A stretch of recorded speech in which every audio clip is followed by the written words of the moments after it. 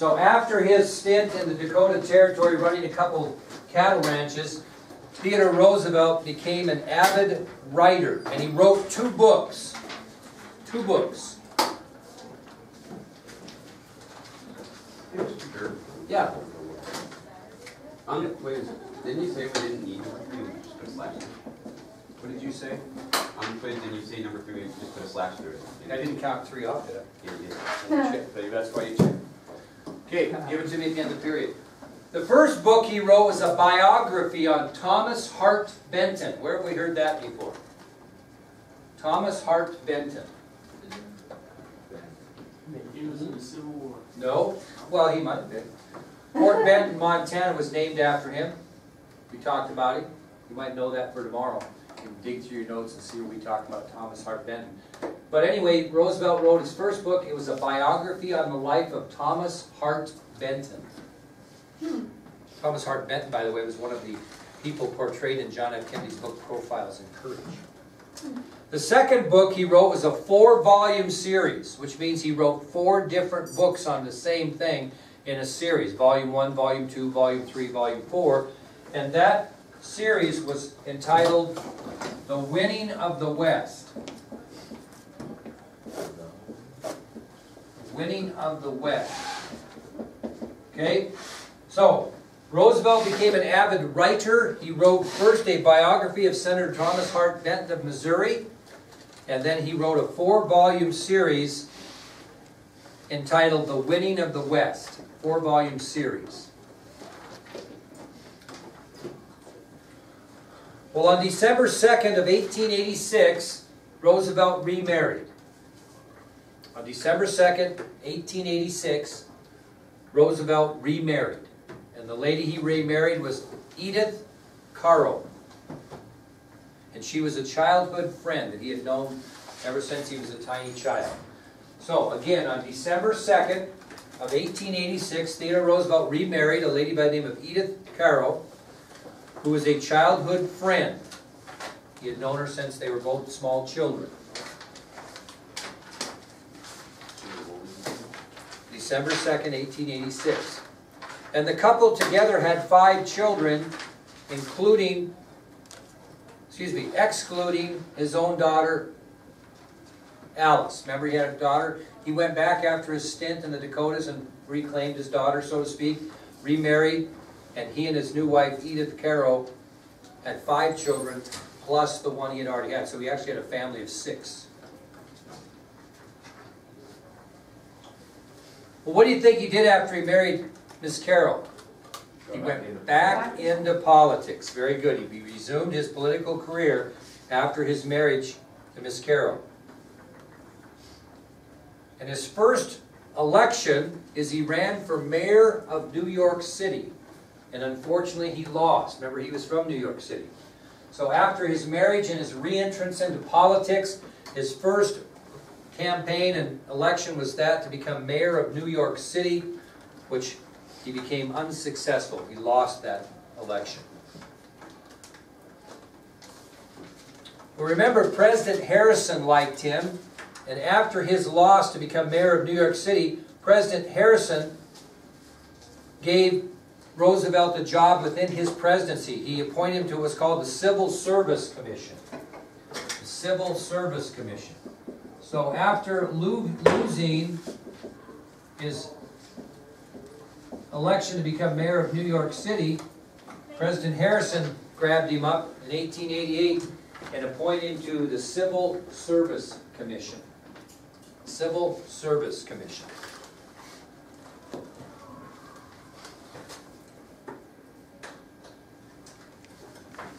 Well, he was so well liked in that position, and when President Grover Cleveland was elected president, he reappointed Roosevelt to that commission. And Roosevelt served in that commission from 1888 under President Harrison to 1895 under President Cleveland. So he served for a period of time for the Civil Service Commission. First again appointed by President Harrison in 1888, and he was reappointed by President Cleveland when he was elected president, and he served until 1895 in that position under 2 presidents. Okay? Well, in 1895, he took kind of an interesting job. He accepted the position of the, he was placed on the Board of Police Commissioners in New York City. He accepted the position on the Board of Police Commissioners in New York City. If you're on the Board of Police Commissioners, that'd be kind of like being on the Board of School District Number 1, Washakie County School District. Your job would be to make sure that the school ran correctly, and if you were on the Board of the Police Commissioners in New York City, you would make sure that what ran correctly? The police, okay? There had been a lot of dishonesty on the police force, or alleged dishonesty on the police force in New York City, and when Theodore Roosevelt took the position on the board, he made sure that everybody knew that he was going to stamp out any dishonesty that was going on within the New York Police Department. So he fought very hard to get the corruption out of the New York Police Department. Now, in the election of 1896, Theodore Roosevelt campaigned really hard for William McKinley. Okay, he was on his side. So what position did William McKinley give Roosevelt when he was elected as a reward? We just had a test on it. What was his position? Secretary, Assistant Secretary. Oh, The Assistant Secretary to the Navy. So, because of his great support for President McKinley in the election of 1896, the new president appointed Roosevelt as Assistant Secretary of the Navy.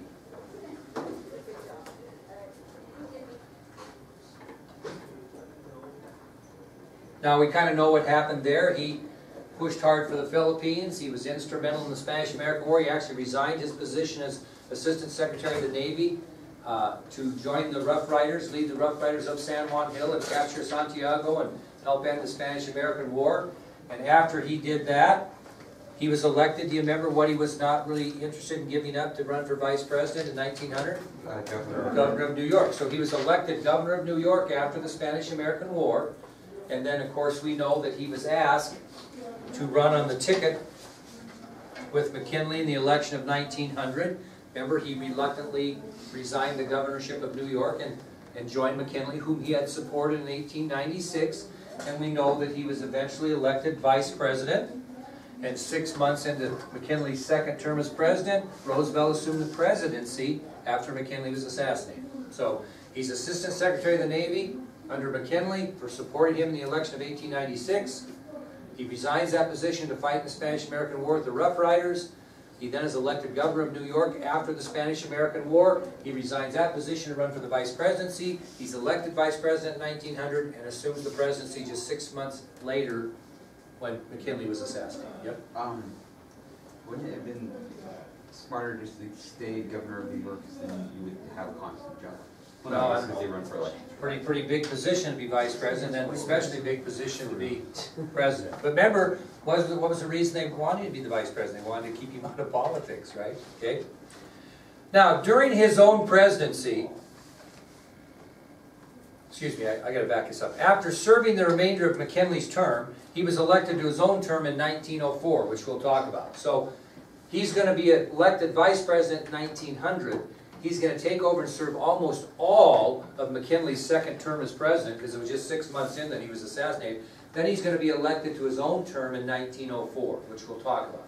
But there were two things that really happened of importance while he was president. And when I say that, excuse me, four things. Four things that happened during his own presidency of significance. And what I mean by his own presidency is things that happened after he was elected president, after he served the remainder of McKinley's term. Yep. So, after, you know, like, in this case, say, McKinley had been, you know, assassinated like 2 years through the term, and then, you know, he took over, would he be able to get 2 terms after?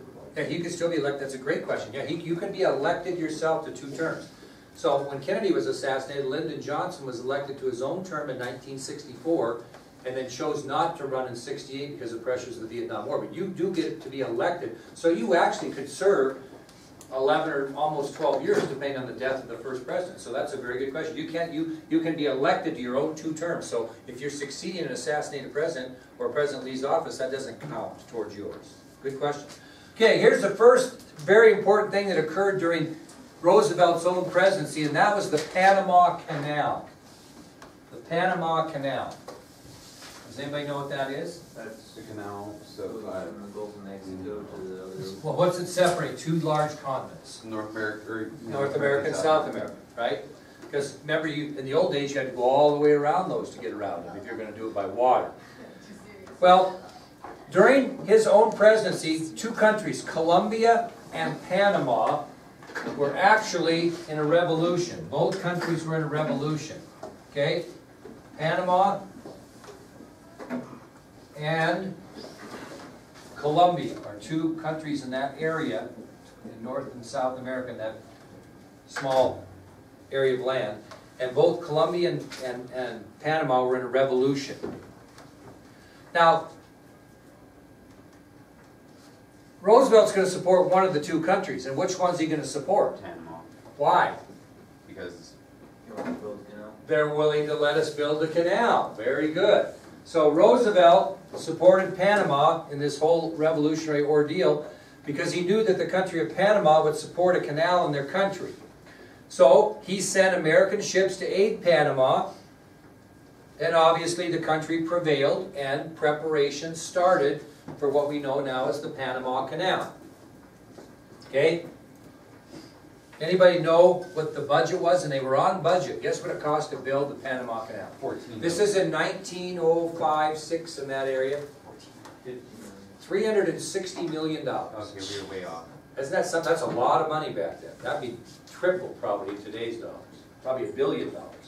But anyway, it cost $360 million to complete that. Two things of significance. It was completed on time, which is kind of unusual when you're doing a project, and it was on budget. So as a result of that support Roosevelt gave Panama, the canal began construction, was completed sooner actually than anticipated, and it was on budget at $360 million. Now they had an official opening of the Panama Canal. Unfortunately, or fortunately, it doesn't really matter. Roosevelt had ended his presidency when it was opened officially. He had been done, so it took some time to do it. So again, the Panama Canal officially opened after Roosevelt left the presidency. But Roosevelt, in his books and in his memoirs, stated that he thought his greatest accomplishment as president of the United States was getting the Panama Canal completed. Yeah. So I'm just curious, how would you make a canal like that without dealing with all the water? Like, how would you build it? Well, that's a good question. I'm no architect, but it's amazing what you can do, build bridges right into, right underwater. Okay, the second thing that became a significant accomplishment of Theodore Roosevelt during his own presidency was the development of national parks. The development of national parks. Now, what's our most common national park we know around here? Yellowstone. And I'm kind of familiar with Glacier because that's in northern Montana where I grew up. But Yellowstone is a national park. During the presidency of Theodore Roosevelt, the number of national parks in this country doubled. The number of national parks in this country doubled during the time of Roosevelt's presidency. He was also really into conservation. What's conservation? Protecting something. Protecting wildlife or land or whatever. And he was most known for an island he protected in Florida called Pelican Island. Very well known for this. Pelican Island. And this was an island in Florida. It was basically a swampland that most people saw was good for nothing. I mean, it was just a big swampland. But what was it a habitat for? Pelicans. Many birds, federal birds. Pelicans especially, but there were other birds. And so the island was a swampland. Many people thought it was pretty useless. But because of the number of birds, especially pelicans, that inhabited the island, Roosevelt declared it a federal bird reserve. It was the first one in the nation at the time. You've heard of these wildlife reserves? Well, this one in Pelican Island was the first one in our country's history, and it was established by Theodore Roosevelt at Pelican Island in Florida. So he declared it a federal bird reserve, which means it's untouchable. You got to leave it alone, a natural habitat. So it was the first federal bird reserve. Now, when he did this with Pelican Island, what became established for the first time in American history? Tree huggers. No, no, just think about what we're talking about. You all use it. Paper. No, y'all love to be doing it. This is a great area to do these types of Shooting.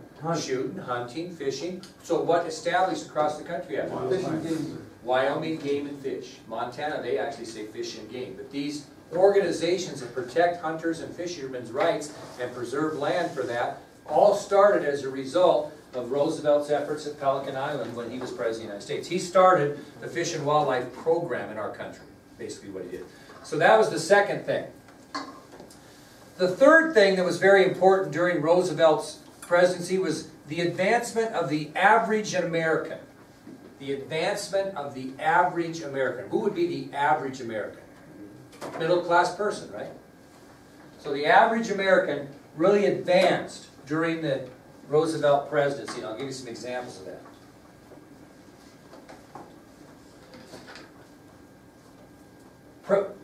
Roosevelt was one of the first presidents that had an incredibly great bond with average Americans. He worked very hard to provide jobs for average Americans. He didn't particularly care for big businesses and industry and corporate people that were making all the money at the expense of the average person. He said one time, quote, "It is better for the working man to make enough money to support his family rather than a business making money for his company." So he was much more in, and he gave many opportunities for the average person to benefit themselves economically. He was very much for that. He had that philosophy. And beginning with Roosevelt's administration, they started to be given nicknames. The nickname of Theodore Roosevelt's administration was the square deal, which means, you know, everybody's getting a square deal, getting a fair thing.